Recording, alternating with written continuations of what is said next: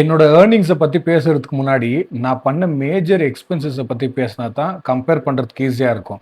So அதனால நான் என்ன பண்ணுறேன், ஃபஸ்ட்டு எந்த விஷயத்துக்கு எல்லாத்துக்குமே நான் ஃபைனான்ஷியலாக கான்ட்ரிபியூட் பண்ணேன் எங்கள் வீட்டிலன்றத நான் எக்ஸ்பிளைன் பண்ணிடுறேன். நான் மேஜராக பண்ண கான்ட்ரிபியூஷன் வந்து என்னோட 2 சிஸ்டர்ஸ் மேரேஜுக்கு தான். 2 பேருக்குமே 10 lakhs ஈச் கான்ட்ரிபியூட் பண்ணேன். ரெண்டாவதாக நான் பண்ண பெரிய செலவு வந்து பிஸ்னஸ் பண்ணுறேன்ற பேரில் 15 lakhs லாஸ் பண்ணிக்கினேன். என்னோட போன வீடியோஸ் பார்த்துருந்தீங்கன்னா நான் 3 பிஸ்னஸ் பண்ணேன். அதில் 1 மளிகை கடை, இன்னொன்று துணி கடை, அதுக்கப்புறம் ஹோட்டல். இந்த 3 பிஸ்னஸும் ட்ரை பண்ணேன். 3மே ஒர்க் அவுட் ஆகல. அதில் ஒரு 15 lakhs லாஸ் பண்ணிக்கினேன். அதுக்கப்புறம் 3வது பண்ண மேஜர் கான்ட்ரிபியூஷனு வீடு லீஸுக்கு போடுறதுக்கு. அதனால தான் இப்போ வேலை இல்லாததுனாலையும் கொஞ்சம் பீஸ்ஃபுல்லாக இருக்கேன். அதோட வேல்யூ ஒரு 6 lakhs. அதுக்கப்புறம் துபாயில் இருக்கும்போது ஒரு 2 ட்ரிப்புக்கு போனேன். ஒன்று தாய்லாண்டுக்கு, அதுக்கப்புறமா இன்னொன்று கேரளாவுக்கு. என் வாழ்க்கையிலேயே நான் ப்ராப்பராக ட்ரிப்புக்குன்னு போனது தான் இந்த 2 ட்ரிப்பு தான். அது 2த்துக்குமே சேர்த்து ஒரு 3 lakhs கிட்ட ஆச்சு. துபாயிலேருந்து கேரளாவுக்கு வந்ததுனால தான் எக்ஸ்பென்சஸ் ஜாஸ்தி ஆச்சு. அதே நான் பெங்களூர்லேருந்து கேரளாவுக்கு போயிருந்தால் கம்மி தான் இருந்திருக்கும். பட் இந்த 2 ட்ரிப்புமே துபாயில் வேலை செய்யும் போது ஃப்ரெண்ட்ஸ் கூட சேர்ந்து போனது. ஃபைனலாக நான் பண்ண இன்னொரு செலவு ஸ்கூட்டர் வாங்குனது. 2012 என்னோட ஃபர்ஸ்ட் ஸ்கூட்டர் வாங்கினேன். Yamaha Razr. அது ஒரு 70,000க்கு வாங்கினேன். ஸ்கூட்டர் வாங்கினதுக்கு காரணம் என்னன்னா, வீட்டில் சிஸ்டர்ஸ் இருந்ததுனால ஸ்கூட்டர் வாங்கினா எல்லாரும் யூஸ் பண்ணுறதுக்கு ஆகும் அப்படின்ற ஒரே காரணத்துக்கு ஸ்கூட்டர் வாங்கினேன். அந்த ஸ்கூட்டரை ஒரு 13 years யூஸ் பண்ணிவிட்டு போன வருஷம் தான் ஒரு புது ஸ்கூட்டர் வாங்கினேன். மறுபடியும் அதே ரீசனுக்கு தான், தண்ணி ஏற்றுன்னு வரணும், இல்லை எதுனா வீட்டுக்கு பொருள் வாங்கின்னு வரணும்னா ஸ்கூட்டர் இருந்தால் ஈஸியாக இருக்கும்.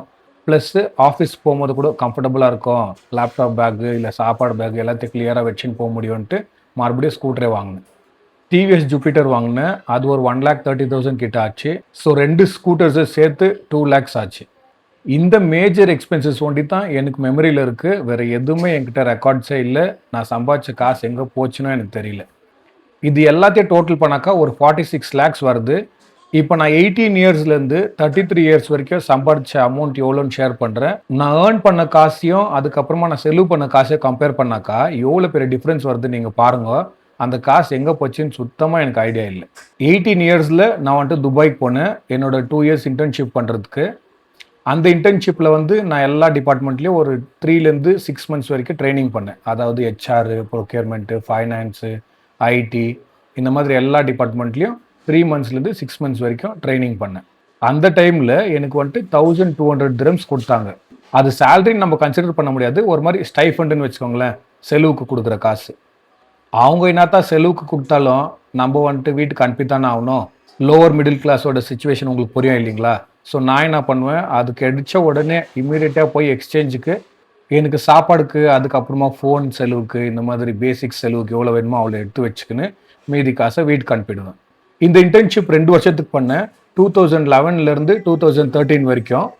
அந்த டைம் பீரியடுக்கு ஒரு திரம்ஸ் வந்து 12 rupeesன்னு கால்குலேட் பண்ணாலும் நான் வந்து 3,45,600 rupees ஏர்ன் பண்ணியிருக்கேன். இன்டர்ன்ஷிப் முடிச்சதுக்கப்புறம் எனக்கு வந்து ட்ரைனிங் டிபார்ட்மெண்ட்டில் வேலை கிடைச்சிச்சு. அதே கம்பெனியில் ஒரு 4,000 dirhams கொடுத்தாங்க. அந்த டிபார்ட்மெண்ட்லேயும் நான் 2 years வேலை பண்ணேன். அந்த டைமுக்கு ஒரு திரம் 16 rupeesன்னு கால்குலேட் பண்ணாக்கா நான் அப்போ டோட்டலாக ஏர்ன் பண்ணது 10,24,000. அதுக்கப்புறம் என்னோட மேனேஜர் ட்ரைனிங் டிபார்ட்மெண்ட்லேருந்து ரெக்ரூட்மெண்ட் டிபார்ட்மெண்ட்க்கு ஷிஃப்ட் ஆகிட்டாங்க. அவங்க அங்கே போனதும் நான் வந்து நல்லா வேலை செய்கிறத பார்த்து என்னையும் அந்த பக்கம் கூப்பிட்டுனாங்க கோஆர்டினேட்டர் வேலைக்கு. அங்கே என்னோட சேலரி 4,500 dirhams இருந்துச்சு. அந்த டிபார்ட்மெண்ட்டில் ஒரு 3 years வேலை பண்ணேன். அந்த டைம் பீரியடுக்கு ஒரு திரம் 18 rupeesன்னு கால்குலேட் பண்ணாலும் நான் 3 வருஷத்தில் ஏர்ன் பண்ண அமௌண்ட்டு 29,16,000. அதுக்கப்புறம் எங்கள் டிபார்ட்மெண்ட்டோட ஹெட் சேஞ்ச் ஆகிட்டாங்க. அந்த டைமில் நிறைய மிஸ் அண்டர்ஸ்டாண்டிங் வந்துச்சு எனக்கும் மேனேஜ்மெண்ட்டுக்கும். அந்த டைமில் தான் நான் ரிசைன் பண்ணிவிட்டு பெங்களூருக்கு வந்து ஒரு 15 lakhs பிஸ்னஸ் பண்ணுறன்ற பேரில் லாஸ் பண்ணிக்கினேன். பிஸ்னஸில் லாஸ் ஆகிட்டு இருக்கும்போது மறுபடியும் எனக்கு அதே கம்பெனிக்கு வேலைக்கு போகிறதுக்கு ஒரு ஆப்பர்ச்சுனிட்டி கிடைச்சது. ஆனால் இந்த தடவை சேலரி 5,500 dirhams இருந்துச்சு. அந்த வேலையில் 1 வருஷம் இருந்தேன். அதுக்கப்புறமா நான் கொரோனா பீரியடில் வீட்டுக்கு வர மாதிரி ஆச்சு. அந்த 1 வருஷத்துக்கு ஒரு திரம் 19 rupeesன்னு கணக்கு எடுத்துக்கினாலும் நான் சம்பாதிச்சது 9,40,500. கொரோனா டைமில் வீட்டுக்கு வந்தேன் இல்லைங்களா? பெங்களூரில் 3 வருஷம் சும்மா தான் இருந்தேன். அப்போ எதுவுமே சம்பாதிக்கல. கையில் இருந்த காசெல்லாம் நிறைய செலவாச்சு. அதுக்கப்புறம் 2023ல் ஒரு ஃப்ரெண்டு மூலியமாக ஒரு சின்ன கம்பெனியில் வேலைக்கு சேர்ந்தேன். அந்த கம்பெனியில் 2026, அதாவது இந்த வருஷம் February end வரைக்கும் வேலை செஞ்சேன். அங்கே மாதத்துக்கு 30,000 கணக்கு போட்டாலும் 9,90,000 சம்பாதிச்சிருக்கேன். நான் வேலையை ரிசைன் பண்ணும்போது 65 days சேலரி வாங்காமல் தான் ரிசைன் பண்ணேன். அந்த அமௌண்ட்டை நான் இதில் மைனஸ் பண்ணல. அதுக்கப்புறம் நான் துபாயில் வேலையை ரிசைன் பண்ணும்போதோ எனக்கு வந்து கிராட்யூட்டின்னு ஒரு 5 lakhs கிட்ட கிடைச்சிச்சு. நான் இந்த 15 வருஷத்தில் ஏர்ன் பண்ண எல்லாத்தையும் ஆட் பண்ணாக்கா கிட்டத்தட்ட 67 lakhs வருது. அதில் என்னோட எக்ஸ்பென்சஸ் 46 lakhs மைனஸ் பண்ணாக்கா 21 lakhs. இந்த 21 lakhs எங்கே போச்சுன்னு என்கிட்ட சுத்தமாக கணக்கே இல்லை. இந்த பெரிய பெரிய செலவு வண்டி மெமரியில் இருக்குது, மீதி காசு என்ன பண்ணேன்னு எனக்கு சுத்தமாக ஐடியாவே இல்லை. எனக்கு ப்ராப்பரான கைடன்ஸ் இல்லாததுனால நான் இன்வெஸ்ட்மெண்ட்ன்றது பண்ணவே இல்லை. முக்கியமாக துபாயில் வேலை செய்யும் போதோ சுத்தமாக எதுலேயுமே இன்வெஸ்ட் பண்ணல. 3 வருஷத்துக்கு முன்னாடி இந்த சின்ன கம்பெனியில் வேலைக்கு சேரும்போது தான் எனக்கு ஒருத்தர் கைட் பண்ணார், ஒரு சீனியர். இந்த மாதிரி பண்ணுப்பா, எஸ்ஐபிஸ் பண்ணு, அட்லீஸ்ட் இப்போ நான் சேர்த்து வை, சின்ன வயசுலேயே சம்பாரிச்சு எல்லாத்தையும் விட்டுட்டுக்கிறியப்பான்னு. அப்போ எஸ்ஐபிஸ் ஆரம்பித்தேன். இப்போ வேலையை விட்டதுனால அந்த எஸ்ஐபிஸை கண்டினியூ பண்ண முடியல.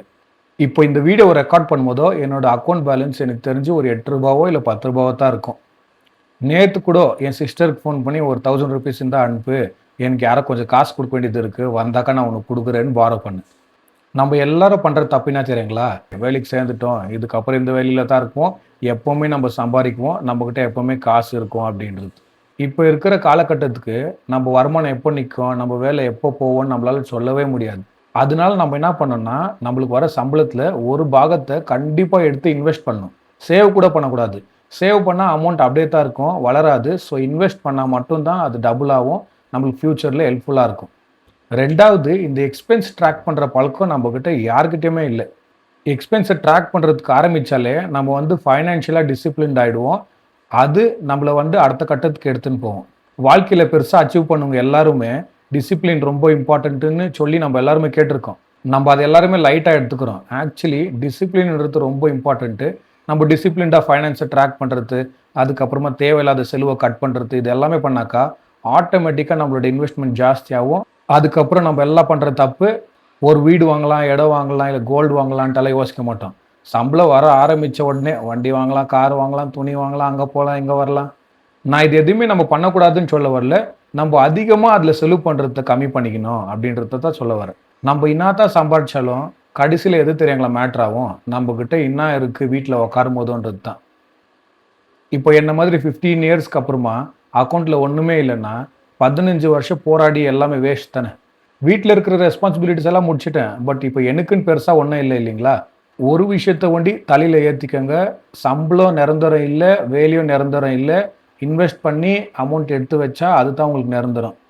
இன்வெஸ்ட் பண்ணும்போது கூட ரொம்ப கவனமாக இருக்கணும். ஏன்னா நம்ம தப்பாக இன்வெஸ்ட் பண்ணாக்கா நம்ம 5 வருஷம் 10 வருஷம் கஷ்டப்பட்டு சேர்த்து வச்ச அமௌண்ட்டும் காலி ஆகிடும். இப்போ இருக்கிற காலகட்டத்தில் இன்வெஸ்ட் பண்ணுறதும் ரொம்ப ஈஸி, அதே மாதிரி ஏமாறதும் ரொம்ப ஈஸி. ஸோ இன்வெஸ்ட் பண்ணுறதுக்கு முன்னாடி நிறைய ரிசர்ச் பண்ணுங்கள்.